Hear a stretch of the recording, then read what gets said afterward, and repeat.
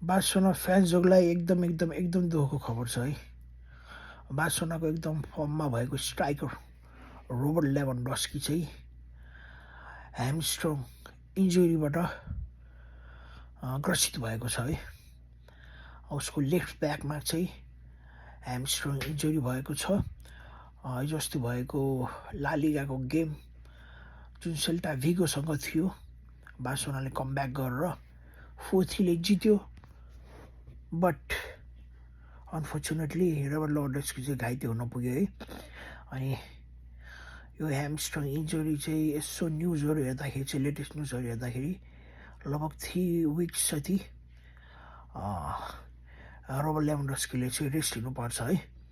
अनि यो 3 विक्समा एकदम एकदम एकदम डिफिकल्ट सिचुएसनहरू अब बार्सोलोना आउने छ है। किनभने खतरा खतरा गेमहरू खेल्न बाँकी छ बार्सोलोनाले है।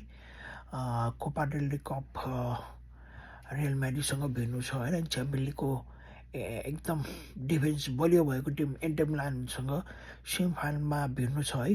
अनि यस्तो दुःखद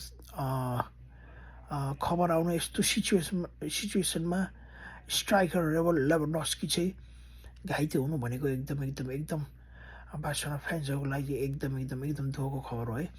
अब बार्सोलोनाको म्यानेजर हान्सी फ्लिकले कसरी यो सिचुएसनलाई चाहिँ ह्यान्डल गर्छ, कसरी यो सिचुएसनलाई चाहिँ म्यानेज गर्छ होइन। स्ट्राइकर पोजिसनमा कसलाई खेलाउँछ, कसरी जित निकाल्छ, त्यो भने अब फ्युचरमा नै तपाईँ हामीले देख्नेछौँ है।